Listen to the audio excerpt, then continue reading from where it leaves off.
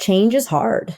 And whether that's the change that our customers are going through, our partners are going through, our communities are going through, or our people are going through, that, bringing them along on the journey, whatever that might look like, is the biggest challenge. So you can have the greatest strategy in the world, but the culture and, whether that's the culture that you have internally or the culture that you portray externally as a brand, can make or break that strategy. Welcome to Insights Unlocked, an original podcast from UserTesting, where we bring you candid conversations and stories with the thinkers, doers, and builders behind some of the most successful digital products and experiences in the world, from concept to execution. Welcome to the Insights Unlocked podcast. I'm Nathan Isaacs, Principal Content Marketing Manager at UserTesting. And joining us today as host is UserTesting's CMO, Johan Reed. Welcome, Johan. Thanks, Nathan. Hi, everybody. And our guest today is Kim Storin. Kim is the CMO at Zoom, where she leads global marketing and communications. Prior to Zoom, Kim held marketing leadership roles at various tech companies, from SaaS startups to Fortune 50 companies, and was an M&A consultant at Deloitte earlier in her career. Welcome to the show, Kim. Thanks for having me. Kim, that's a pretty impressive introduction. It sounds like you've kind of done everything: M&A consulting and transformation, startups, big companies. It's quite the career you've had. Well, I'm a little bit of a transformation junkie. So I love the adrenaline and I love to be constantly learning and kind of embrace my curiosity. So I always like to be challenged. I love that. I think curiosity is the most powerful thing that we have at our disposal.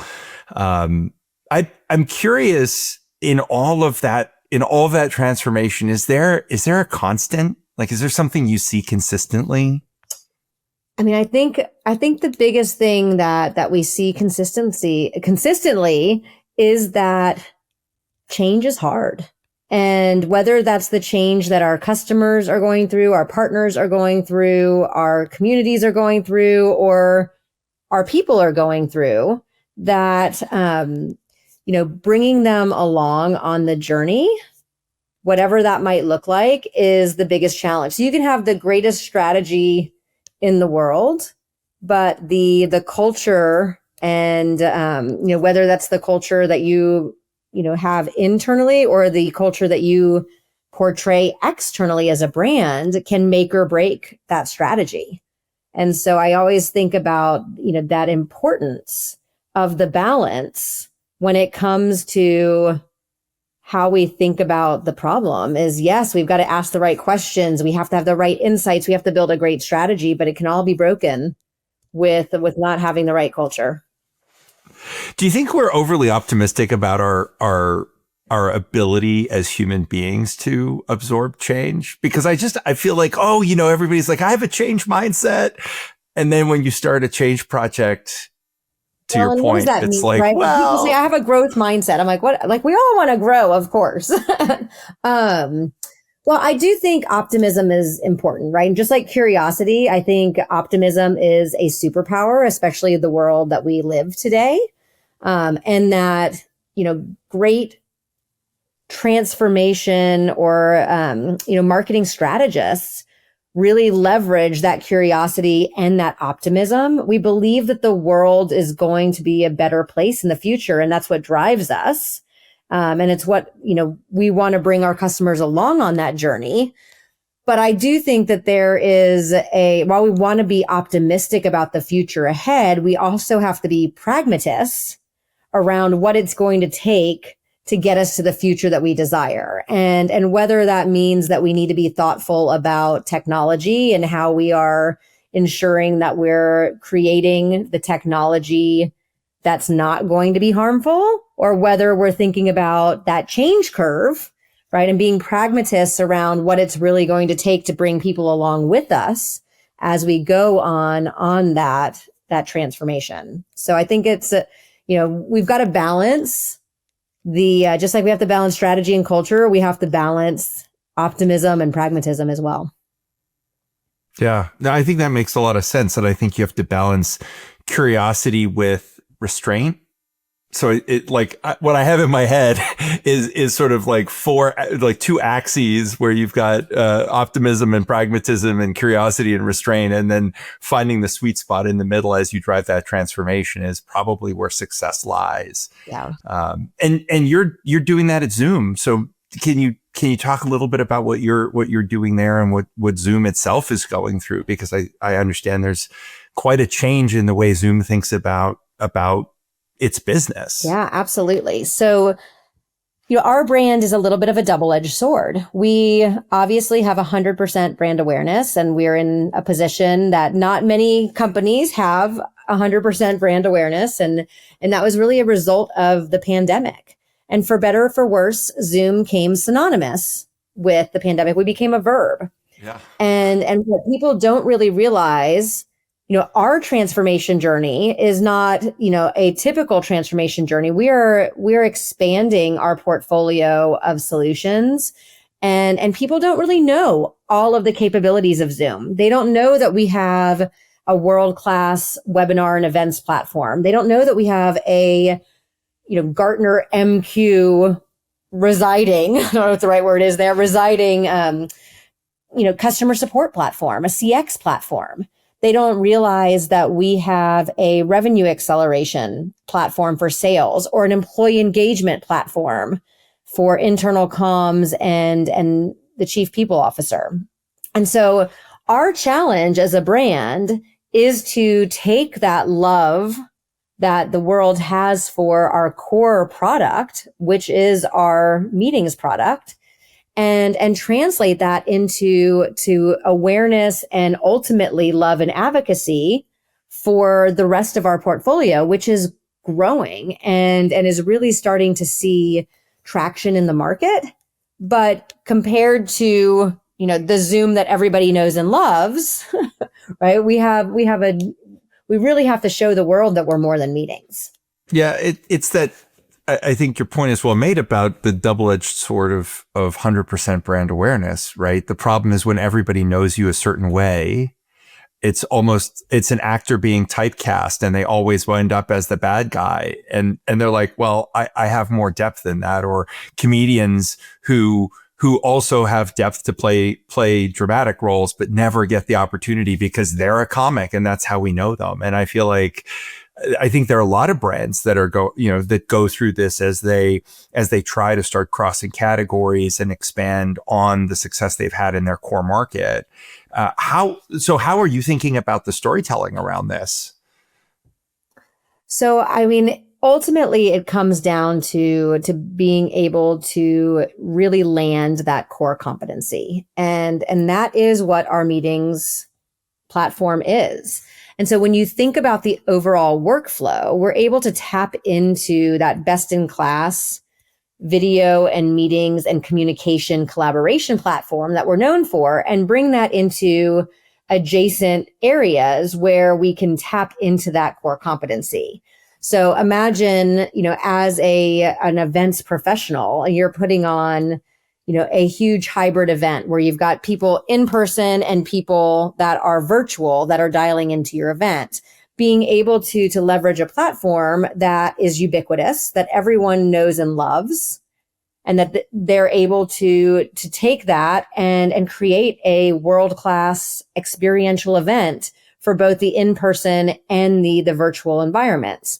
And so when we think about that product connection, tapping into that core competency is really important. And so is context. So you think about our AI product, for example, AI Companion is, an absolute brilliant federated AI model that takes the context of your meetings. How much of your day is spent in a Zoom meeting? And we're able to take the context from those meetings and make sure that your AI that's sitting next to you day in and day out understands the context of those meetings and able to help you go from, meeting to milestone or conversation to completion. And so really taking that agentic AI and leveraging the core competency of the product. So that's kind of step one. that is, if I put on like my product marketing hat, that's kind of my number one priority when it comes to the product and solution, and really connecting the dots between the products that we are known for and the products that we're still building that awareness. Now, when you think about the brand overall, ultimately, demand generation stems from having great product marketing, right? Having that connection to the core competency and great brand marketing.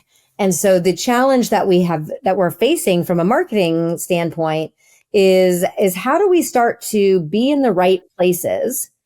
Those other products are not speaking to the typical IT cohort that the Zoom meetings traditionally have spoken to.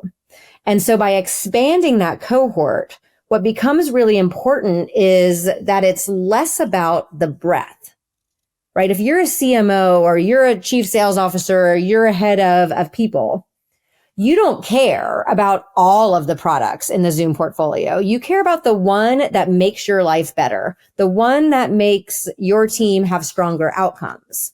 And so the challenge as a marketing team that we have with with our work from a brand perspective is to not talk about the breadth as much. Now we do when we talk to analysts and we talk to investors, et cetera. Sure. But when I'm going right in there and trying to have a conversation with a customer, I want to be in all of the venues and all the vehicles where that CMO resides every day. I want to talk about their pain points and how Zoom solves them. And so it really becomes this cohort-based approach that's connecting brand at the highest level all the way through to demand and product marketing. Because if we don't have that connective tissue and we're just out talking about the brand overall, then we're never actually going to drive the revenue that we need to fuel the continued transformation of the business from a meetings primary business to a meetings plus, right? A more than meetings company. And so it really is thinking about that I know we don't live in a funnel anymore. I get it, but work with me. the end-to-end funnel, right? That brand to demand strategy. Yeah. Is the thing that is really going to change how people think about us. And that requires cohort focused brand to demand strategies. We can't try to be everything to everyone. We have to be everything to you, right? As a potential buyer or influencer. Yeah. And so that's the marketing evolution that we're going on right now. So it's really, if I reflect that back to you, it's about deeply understanding your customer and understanding their journey in a cohorted way, so that you're thinking about what is the CHRO journey, what is the CMO journey, what is the CPO journey, and then joining them on that journey at every stage, from brand awareness moments. And to be honest, you live on my desktop. I'm in Zoom every single day. You occupy so much of my mental and digital real estate. It's not even funny. But how do you join me on that journey? And how do you then show up in other places in my day and in my thinking, right? As a CMO. Right. And then the fun part is connecting all those dots, right? So first we focus on expanding those cohorts, and then ultimately those cohorts start talking to each other and they start understanding that full breadth. But if we can't speak to the pain points at the individual stakeholder level and that buying group, right, then you can't get to true account-based marketing unless the various cohorts within that account truly understand the value that you bring and the challenges that you solve for them. Right. So it's a multi-step process, but our ultimate goal is to have all of the right stakeholders within that account understand the value of Zoom and how it all works together. But it takes time to be able to understand and communicate with, build community with those stakeholders that haven't been our traditional points of contact. I love that you said build community, because I think that's one thing as marketers that I think is so important now, in this generative AI world where content is, a couple mouse clicks away from really mediocre content, but lots and lots of it. AI slop. You can call it what it is. Yeah. But I think getting closer with your customer, with your audience, if they're not a customer, right? Like just creating community, bringing people of a like mind together to talk about the challenges within the business. I find that's the maybe some of the highest calling that marketers have today. And, I think there's this notion of co-innovation or co-creation. We want, as customers, we want to build things with our suppliers, with our vendors, so that it's not just you saying, hey, I have this new invention for you, but rather I've heard you. I hear where your pain points are. I hear what you need. And then the engineering part of the business, product and engineering, goes off and builds the thing. And then marketers get to talk about it and reflect back and say, hey, look, you told us you were struggling with events and you love our platform. So here we've extended our platform capabilities to now create great hybrid experiences for large events. Right. And so I feel like there's this urgency that we have to better understand our audiences and connect with them in a real and authentic way.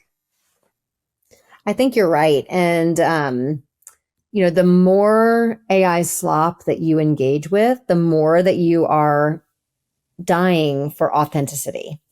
And so how a brand remains authentic and true to their core tenets is really important. But then also, how are the ways in which you're showing up feel authentic? And I don't necessarily think that has to equate to in person, right? Because that's not the world that we live in anymore. I mean, we love great experiential events. They're back with a vengeance. Like, we're back to really like the emphasis on some of that face-to-face, but there's so much opportunity to continue to build community in a virtual world. And I think we're still learning how to take advantage. And when I say we, I mean collectively as marketers, yeah. Right?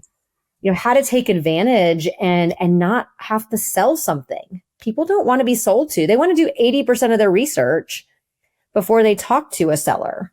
So how do you stay top of mind, create that fame, if you will, as a brand that like really holds that mental availability in someone's brain in an authentic way that allows for them to tell you when they're ready. And I think that's what community enables, right? It gives us those touch points where we can form a real connection. Because at the end of the day, our customers are people, right? They might be cohorts of people. They might be buying committees. There might be 12 of them that make a decision, but they are people. Yeah. And so, I always laugh when people say, well, B2B marketing is not as emotional as B2C. And I'm like, oh really? Opposite, right? Like at the end of the day, if I buy the wrong pair of shoes, there's not much on the line for me, except that one of the neighborhood kids might make fun of me.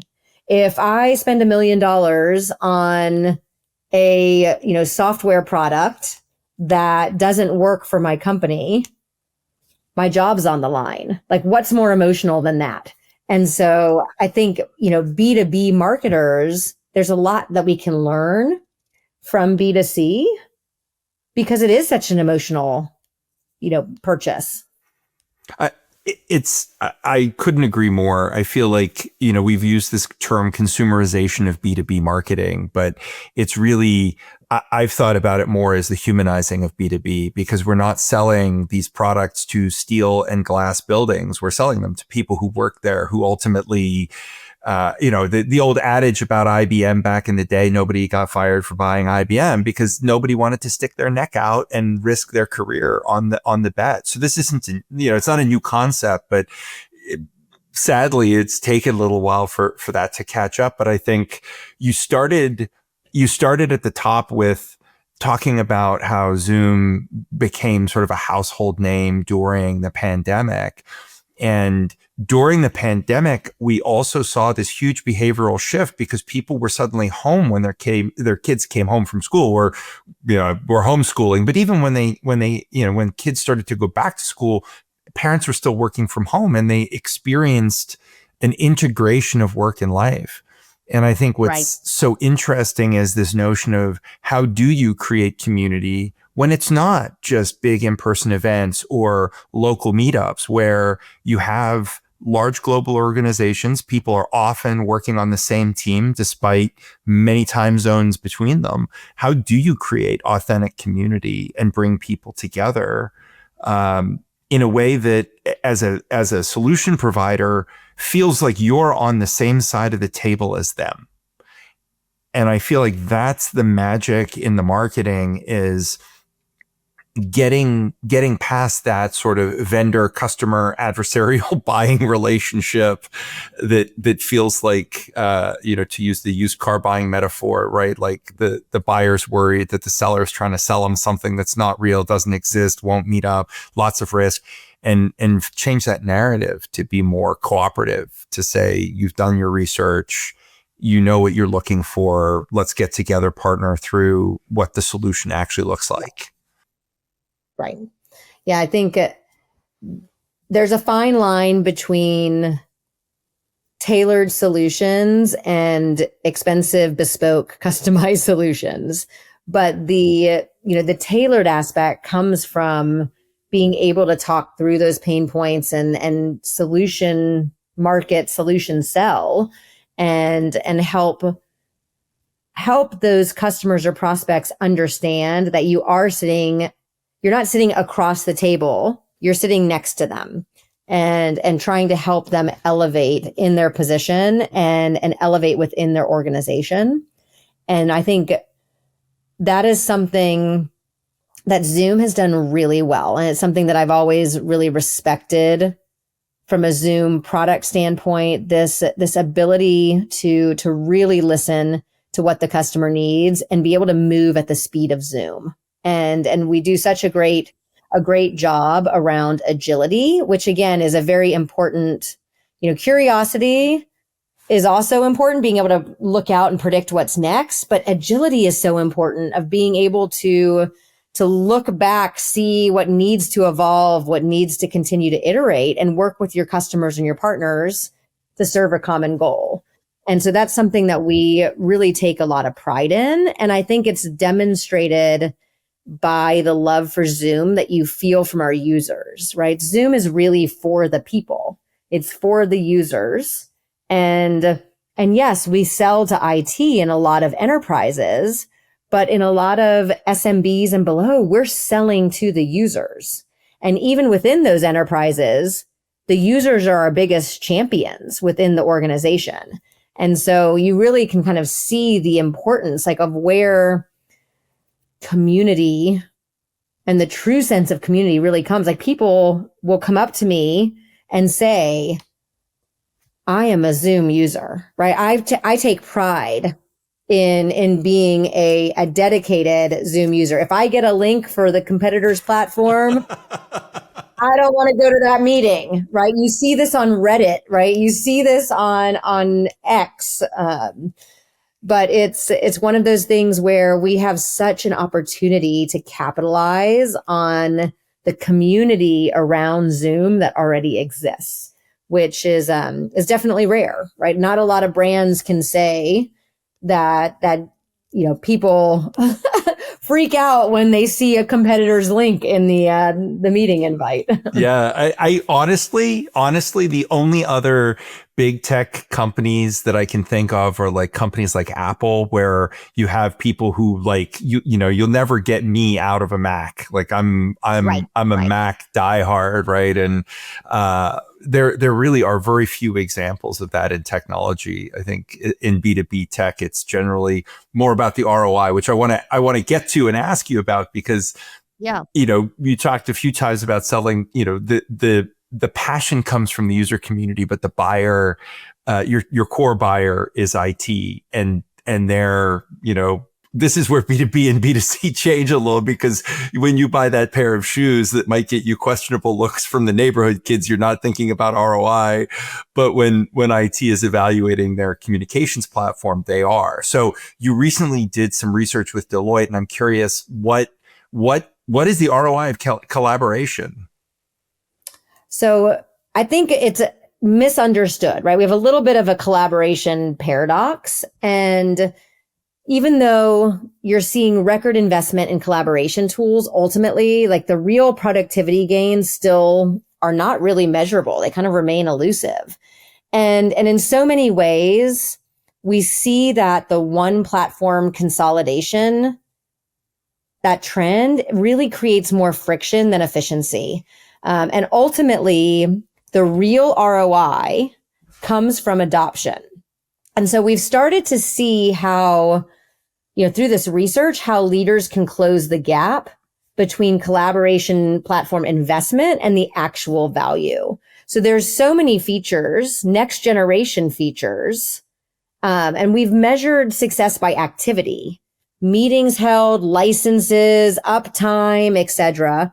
But we haven't really tracked the adoption of those next generation platform features and what that means for faster decisions and meaningful work. So, for example, we found that meeting friction is everywhere, and employees ultimately spend about 25 hours per week preparing for, participating in, or following up on meetings. So that's 3 days a week that is spent on coordination versus actual creation. That is a significant tax. It is such a, right? Friction everywhere. So we also found that next gen features are actually what delivers measurable ROI, like I said. And so for the organizations that are actively leveraging the AI powered capabilities, it might be automated meeting summaries or intelligent recaps, could be integrated workflows, but they're saving 3 hours per week on average. And that's time that they can invest in higher value, more strategic work.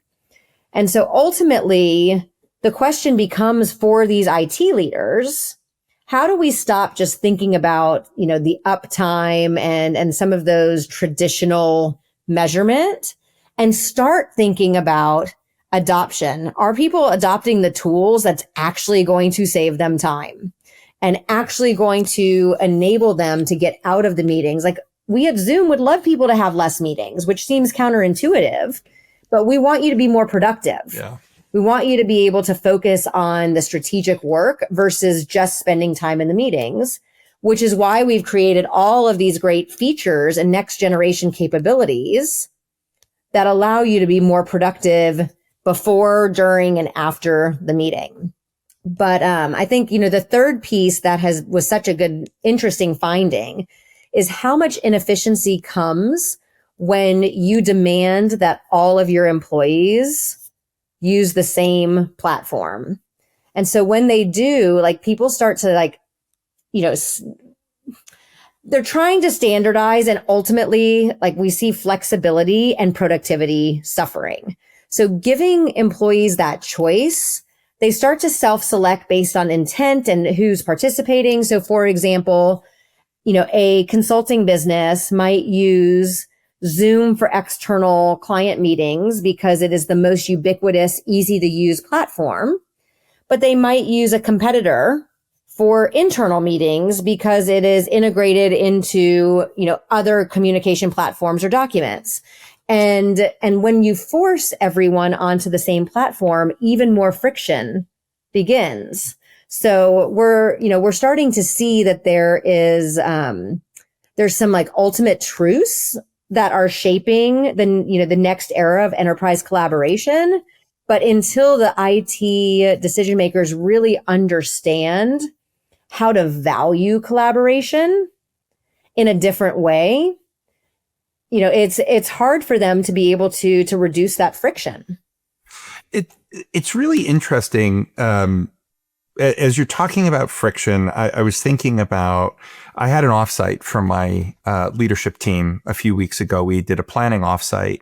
And at the end of the time together, we were all remarking at how efficient and how effective we were.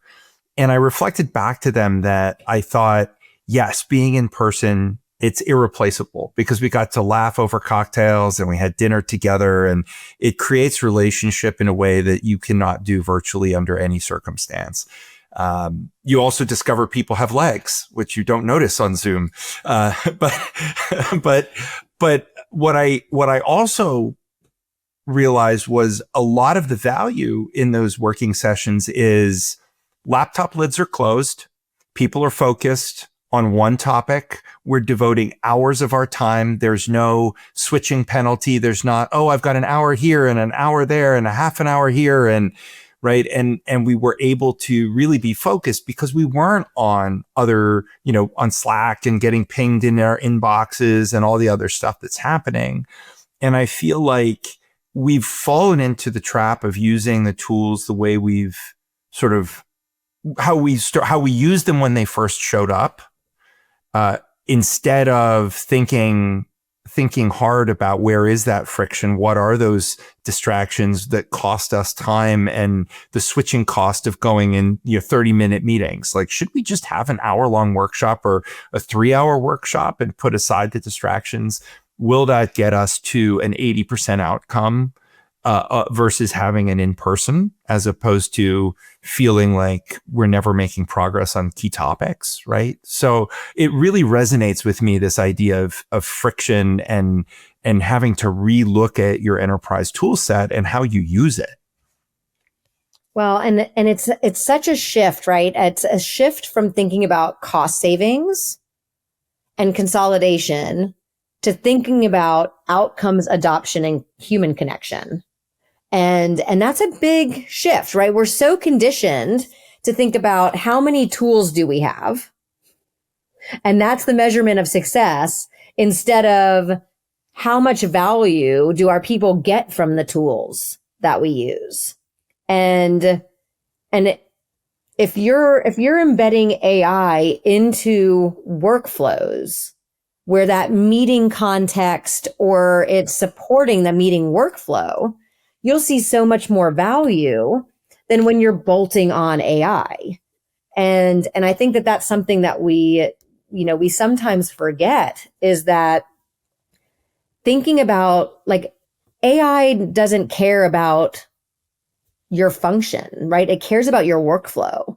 And we have to start shifting our mentality to be thinking about, how do we get the most out of this workflow?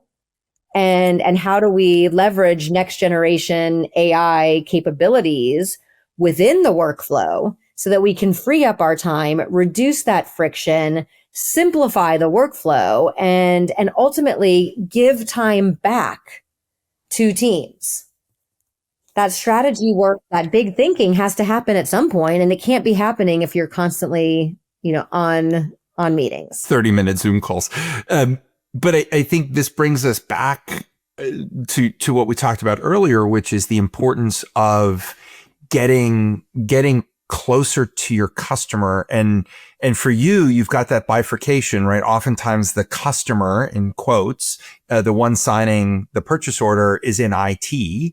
And they are the ones who are saying, okay, what's your uptime? What's your reliability? What's your connectivity? Can I get all the people in all the countries to have a good quality experience as they work? Whereas the end user, the actual customer of the service, they're the ones going, please help me get out of this purgatory of prepping for the meeting, trying to manage the meeting, trying to follow up from the meeting, and this endless task list that I have. How do you reconcile that? How do you get closer to those users that you're intermediated from by IT?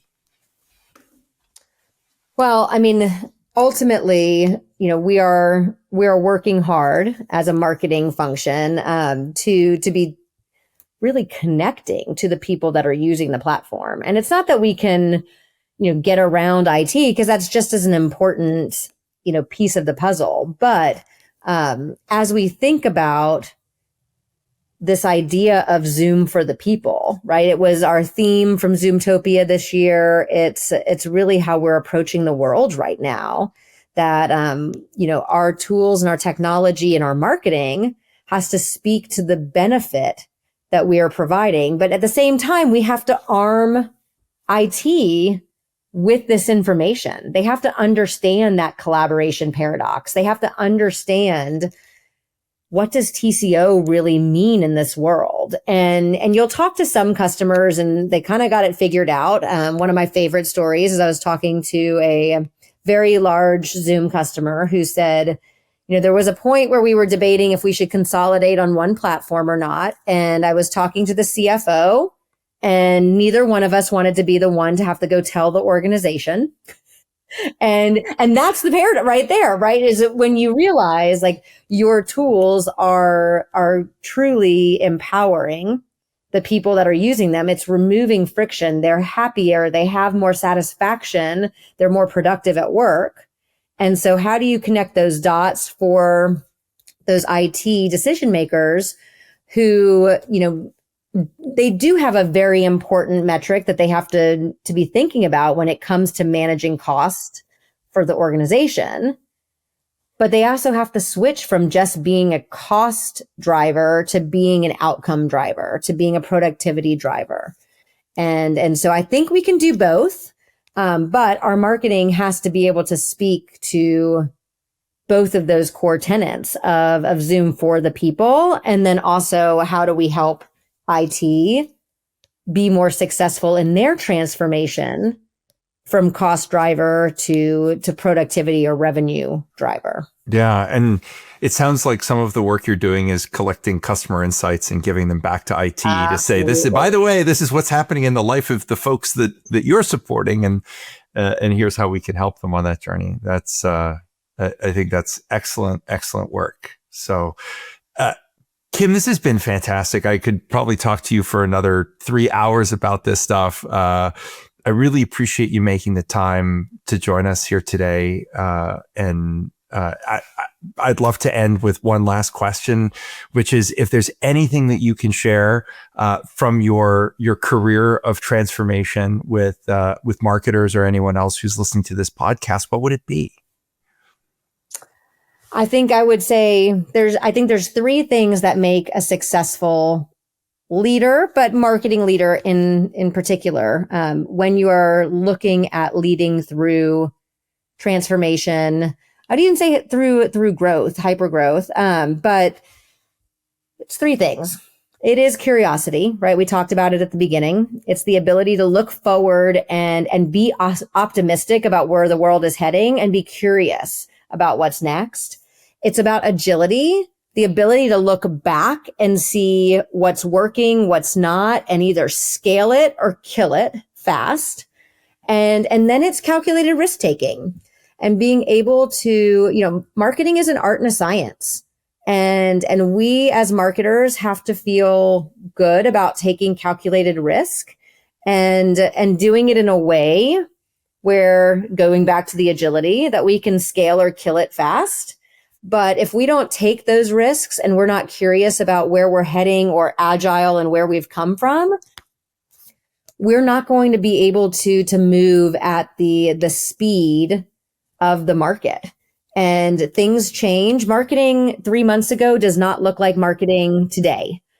And that speed of change within even the marketing function, the marketing discipline, requires us to be thinking that way. And then when you put the lens of our own industries and our own markets and our own customers on it, those 3 things become even more critical. So curiosity, agility, and calculated risk taking are what I think is the formula for success right now for marketers. I absolutely love it. And the last point, the risk point, is spot on. If anybody's going to take a risk in the enterprise, it's got to be marketing. So I love that. And be best friends with your CFO while you do it. That's a kind of risk you don't want to take on. Kim, this has been really fabulous. Thank you so much for joining me today. Thanks for having me. I really appreciate it.